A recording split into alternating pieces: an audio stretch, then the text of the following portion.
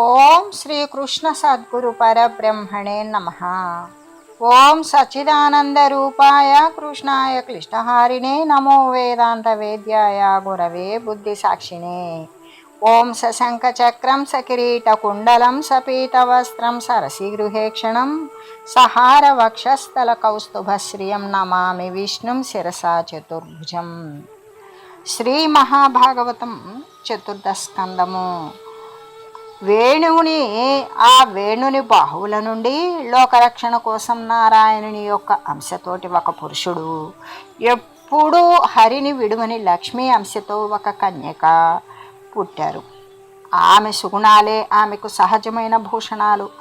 ఆమె అలంకారాలకే అలంకారం. పెద్ద చెవులు, గొప్ప కీర్తి గల పురుషుడే పృథు చక్రవర్తిగా ప్రసిద్ధుడయ్యాడు. ఆ స్త్రీ పేరు అర్చి.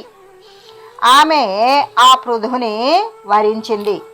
అందంద కురించి రమరులు మునినాథ వితతి మోదం బంద విరులవాన భరమానురక్తి శుంభల్లీల జూపట్టే సొరపతి వీట సనచ్చరలయాట కన్న రసాయన క్రమముగా వీతెంచే బరపైన తేట కిన్నరుల పాట యనిమిషకరహతంబై చాల జలగెను విభవోత్సవంబు దుందుభిరవంభూ మునినుతి శలంగె సిఖి గుండముల వెలింగే నంతన చటికి సరసీరుహాసనుండు గరుడ గంధర్వ కిన్నర గణము తోడ నద్ది జనుదించె సమ్మోధమతిశయిల్లా. అప్పుడు దేవతలు ఆ శుభ సమయంలో గొప్పగా పూలవానను కురిపించారు. అప్సరసలు నాట్యం చేశారు. మునులు అంతా సంతోషించారు. దేవదుందుబులు మారుమ్రోగాయి. కిన్నెరులు పాటలు పాడారు. ప్రజలు సంస్తుతించారు. మునులు సంతసించారు. అగ్నులు హోమకుండాలలో చక్కగా ప్రజ్వరిల్లాయి. అక్కడికి బ్రహ్మ, గరుడ గంధర్వ కిన్నర గణంతో సహా సంతోషంగా వచ్చి కూర్చున్నారు. అరయంగ వైన్యుని దక్షిణ హస్తమునందె రమారమణీ మనోహర లలితాయుధ చిహ్నములంఘ్రములయందు సమగ్రహలాం కుశాభాస్వర కులిశధ్వజ చాప సరోరుహ శంఖ విరాజిత రేఖలు విస్ఫురగతి నొప్పభితామహముఖ్యులు జూచి సవిస్మయులైరితగన్. ఆ బ్రహ్మాది దేవతలు పృథుని యొక్క కుడి చేతిలో విష్ణుని చక్ర చిహ్నాన్ని చూచారు. పాదాలలో హలము, అంకుశము, వజ్రము, ధనస్సు, పద్మము, శంఖము మొదలగు రేఖలు విరాజిల్లుతూ ఉన్నట్లుగా చూసి చాలా ఆశ్చర్యపోయారు. ఇతడు నారాయణుని యొక్క అంశతో పుట్టాడు. ఇతని భార్య లక్ష్మీదేవి అంశతో పుట్టిందని నిశ్చయించారు. తరువాత బ్రహ్మవాదులైన బ్రాహ్మణోత్తములు అతనికి విద్యుక్త రీతిలో రాజ్యాభిషేకాన్ని చేశారు. తరువాత సరిదంభో నిధి ఖగమృగధరణి సురవత్మ్య పర్వత ప్రముఖములై పరగిన భూత శ్రేణులు నరవరుణకు దగనుపాయములిచ్చెనుగిన్. నదులు, సముద్రాలు, పక్షులు, మృగాలు, భూమి, ఆకాశము, పర్వతాలు మొదలగునవి ఈ భూతాలన్నీ కూడా పృథు మహారాజుకు తగినటువంటి కానుకలను ఇచ్చాయి. సమధిక ఖ్యాతి నా పృథు చక్రవర్తి దేవియగు నచ్చితో కూడా దివ్య వస్త్ర గంధమాల్య విభూషణ కలితుండకుచు భావకుడు బోలె సత్ప్రభాభాసి అయ్యే. ఆ పృథు చక్రవర్తి తన రాణి అయిన అర్చితో కలిసి దివ్యమైన వస్త్రాలను ధరించి భూషణాలను కూడా దాల్చాడు. సువాసనలు ఇచ్చే పూలను ధరించాడు. అర్చి, పృథువు ఇద్దరూ కూడా ప్రభతో కూడిన అగ్నిలాగా ప్రకాశిస్తూ ఉన్నారు. రాజరాజా పృథురాజుకు హేమమయం భైన వీరవరాసనంబు జలపతి జలకణ శ్రావకం బగు పూర్ణ చంద్ర సన్నిభ సితఛత్రము మరి భవభానుదమల శోభన మగువాలవ్యజన సమంచిత సిత చామరములు ధర్ముండు నిర్మళోద్యత్కీర్తిమయమగు మహనీయ నవ పుష్పమాలికయును జంబవైరి కిరీటంబు శమనుడఖిల జన నియామక దండంబు జలజ భవుడు నిగమ మయ కవచంబు వాణి లలామ స్వచ్ఛమగు నవ్యహారమొసగిరి మరియు ఆ పృథు చక్రవర్తికి కుబేరుడు హేమముతో నిండినటువంటి సింహాసనాన్ని ఇచ్చాడు. వరుణుడు చల్లని వెల్లగొడుగును ఇచ్చాడు. వాయువు తెల్లని వింజామరలను, ధర్ముడు నిర్మలమైన కీర్తి వంటి తెల్లని పూలమాలికను, ఇంద్రుడు కిరీటాన్ని, యముడు రాజదండాన్ని, బ్రహ్మ వేదమయ కవచాన్ని, సరస్వతీదేవి స్వచ్ఛమైన నూతన ముత్యాల హారాన్ని ఇచ్చారు. దామోదరుండు సుదర్శన చక్రంబు నవ్యాహతైశ్వర్యమబ్జపాణి ధరుడర్ధ చంద్రరేఖాంకిత కమనీయ కోశ సంకలిత ఖడ్గమంబిక శతచంద్రమను ఫలకము చంద్రుండమృతమయ శ్వేతహయచయంబు ద్వష్టరూపాశ్రయోదాత్తరథంబును భానుండు ఘృణిమయ బాణములను శిఖియున జగో విషాణ సంచిత మహాజగవమనందగు చాపంబు నవని దేవి యోగమయమైన పాదుకాయుగము గగన చెరులు గీతంబులిచ్చిరి సంతసమునా. విష్ణువు సుదర్శన చక్రాన్ని ఇచ్చాడు. లక్ష్మీదేవి తరగని సంపదలను ప్రసాదించింది.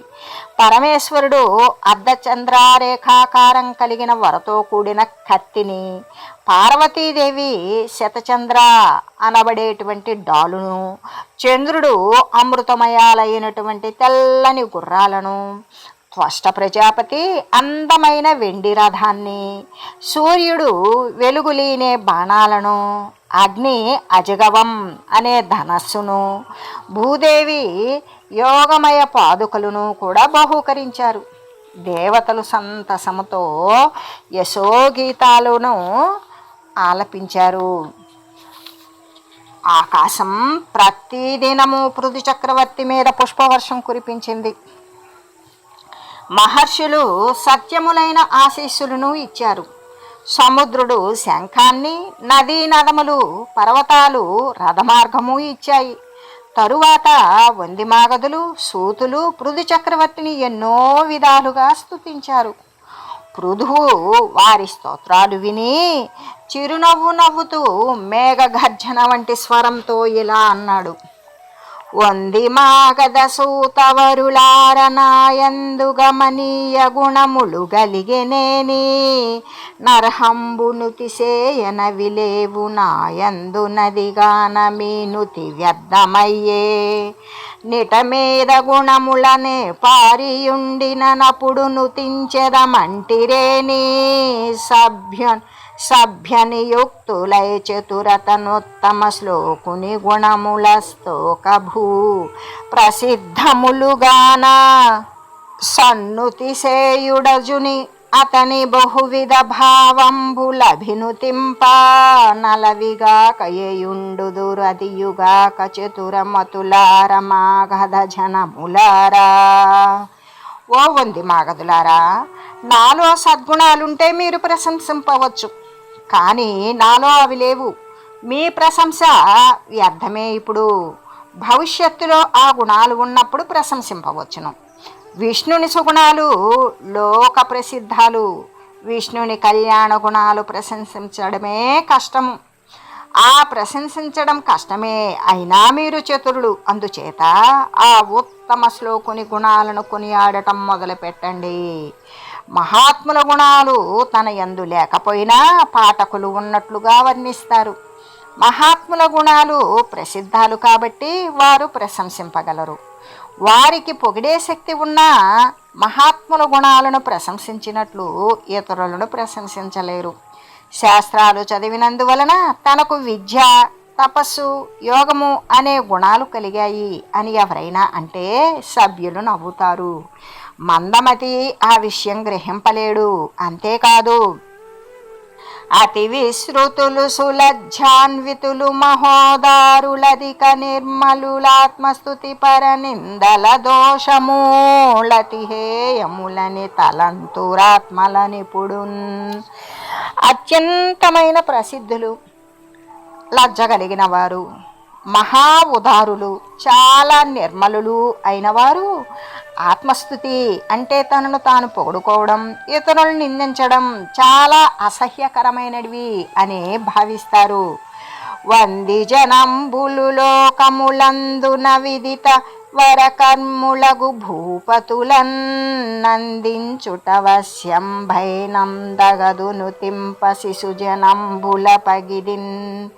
లోకంలో రాజులు ఉత్తమ కార్యాలను చేశారో లేదో తెలియకపోయినా వంది మాగదులు ఏం చేస్తారు? వారిని ఎల్లప్పుడూ పొగుడుతూనే ఉంటారు చిన్నపిల్లల్లాగా. అది ఎప్పటికీ తగదు అని సుతవంది మాగధ జనుల నరనాయకుని వచనములు వినియున్ ముని చోదితులై క్రమ్మరననురాగములుప్పతిల్ల నమ్మనుజేంద్రున్. ఇలా అంటూ ఉన్న పృథు చక్రవర్తి విన్నప్పటికీ కూడా విన్న సూతులు మునుల చేత ప్రేరేపించబడి అమృతతుల్యమైన మధుర వాక్యాలతో ఇలా అన్నారు. వేనాంగ సంభవుండవు శ్రీనాథ కళాంశజుడవు చిరతర గుణ సమ్మానార్హుండవ తర్కితమైన భవన్మహిమ బొగడ నలవియమాకున్. ఓ రాజా, నీవు వేణుని శరీరము నుండి పుట్టావు, విష్ణుమూర్తి అంశతో పుట్టావు. నీ గుణాలు ప్రశంసమైనటువంటి అర్హమైనవే. ఊహింపరాని నీ మహిమను మేము స్తుతింపలేము అని వెండియునిట్ల నిరైనను నొక మార్గంబు గలదు నందింప భవద్ఘన చరితామృత పానంబుంజేసియు పానంబున చేసియు మునుల వచనముల చేసి తగన్ అని ఇంకా ఇలా అన్నారు. నిన్ను అభినందించడానికి ఒక మార్గము ఉన్నది. నీ చరిత్ర అనే అమృతం త్రాగడం చేతను మునుల మాటల వల్లను మాకు ఆసక్తి కలిగినది. ప్రశంసించదగినటువంటి నీ చరిత్రలను స్తుతిస్తాము అని ఇలా అన్నారు. ఈ వైన్యుడఖిలలో కావలి ధర్మానువర్తనములనెప్పుడు వరల చేసి ఘనధర్మ మార్గవర్తనులలో ధన్యుడై ధర్మసేతువు బ్రీతి దగిలి ప్రోచు ధరణు శత్రువులను దండించు నష్ట దిక్పాలకమూర్తి సంకలితుడగుచు నయ్యయి కాలంబులందు భాషణ దానముల ప్రజారంజనముల దనర్చు సవన సదృష్టి కరణాది సక్తుడగుటను భయలోకంబులకు ప్రీతి నొదవజేయు న్యాయ మార్గంబునను భూజనాలి ధనము బుచ్చుకొను నిచ్చు సూర్యుడు బోలెనితడు. ఈ పృథు చక్రవర్తి లోకాలన్నింటినీ ఎల్లప్పుడూ ధర్మ మార్గంలోనే నడిపిస్తాడు. ధర్మ మార్గవర్తనులలో ధన్యుడై ధర్మసేతువుని రక్షిస్తాడు. ధరలోని శత్రువులను దండిస్తాడు. అష్టదిక్పాలక రూపాన్ని ధరించి మంచి మాటలతోనూ దానాలతోనూ ప్రజలందరినీ తృప్తిపరుస్తాడు. ఇలా ఉభయలోకాలకు ప్రీతి కలిగిస్తాడు.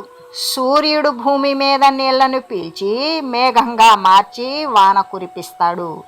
అలాగే ఇతడు న్యాయ మార్గంలో ప్రజల నుండి పన్నులు గ్రహించి తగిన సమయంలో మళ్ళీ వారికే వాటిని ఉపయోగిస్తాడు.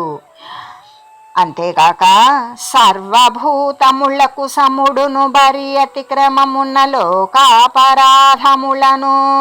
నతి కాంతి సంయుక్తుడై సహించుచు నార్తులగు వారి ఎడకృపాయత్తుడగుచు నరరూపధారియౌ హరిమూర్తిగావున నింద్రుండు వర్షించి ఎల్ల ప్రజల రక్షించుగతి తాను రక్షించునమృతాంశు సన్నిభవ ధనాబ్జ సస్మితానురాగ మిళితావలోకన రాజి చేసి సకల జనులకు సంప్రీతి సంభవింపజేయు సంతతమును గూఢ చిత్తుడగుచు శత్రువరులకు అసాధ్యుడై సంచరించు.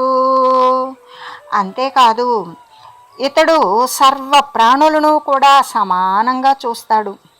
లోకుల యొక్క అపరాధాలను శాంతితో సహిస్తాడు. ఆప్తుల పట్ల దయను చూపిస్తాడు. ఇతడు నరరూపం దాల్చిన శ్రీ మహావిష్ణువు. అందుచేత ఇంద్రుడు వాన కురిపించి ప్రజలను రక్షించినట్లు తాను రక్షిస్తాడు. చంద్రుని వలె ముఖంలో చిరునవ్వులు చిందిస్తూ ఉంటాడు. చల్లని దయాదృష్టితో అందరికీ సంతోషాన్ని కలిగిస్తాడు.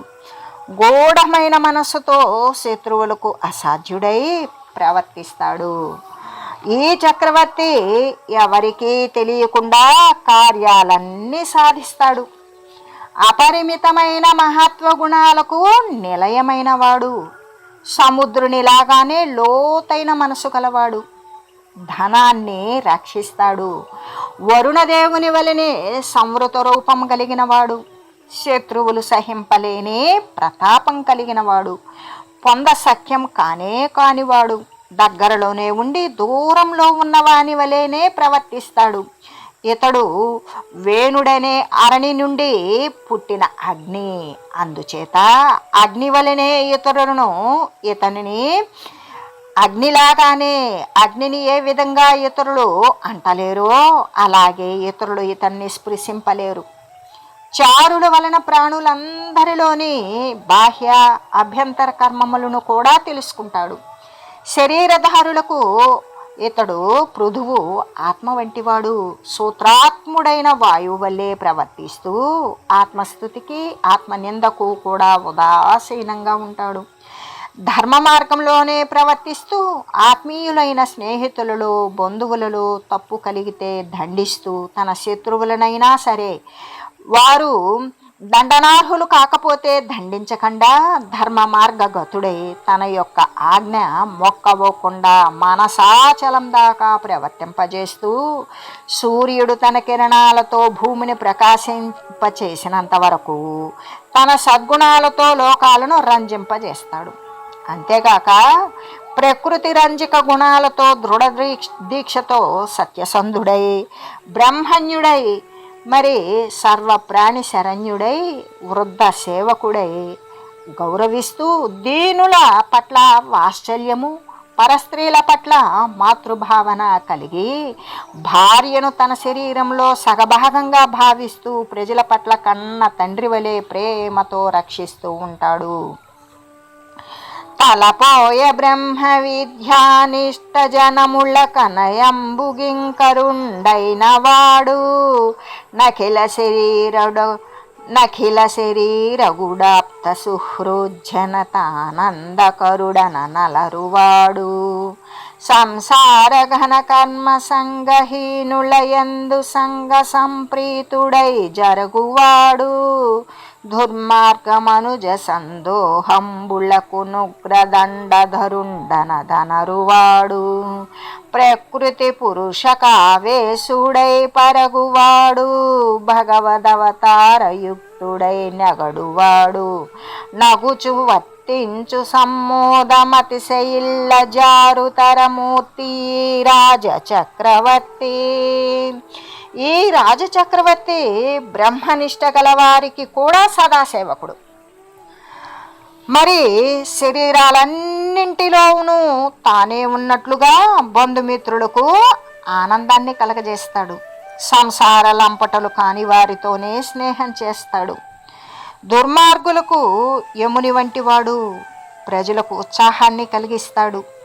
సాక్షాత్తు భగవంతుని అవతారం అని జనులంతా భావించేటట్లు పృథు చక్రవర్తి ప్రవర్తిస్తాడు.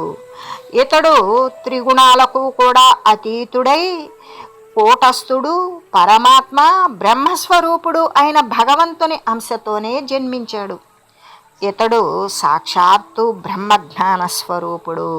అవిద్య చేత కలిగే భేదభావం ఈయనలో లేదని పెద్దలైన వారు చెప్తారు, చూస్తారు. ఎవరు ఆయనను వేరుగా చూడరు. ఉదయాద్రి పర్యంతముర్వీతలంబేక వీరుడై రక్షించి వెలయనీతడొకనాడు.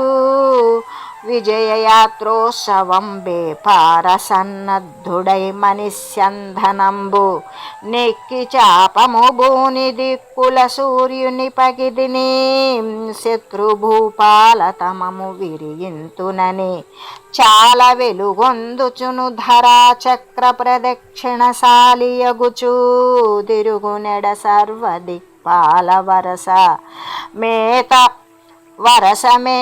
వరసమేత పార్థివోత్తమ నికరముపాయనంబులిచ్చి తను చక్రపాణిని నెనయునాది ధరణి విభుడని నుతించి తలతురెడల.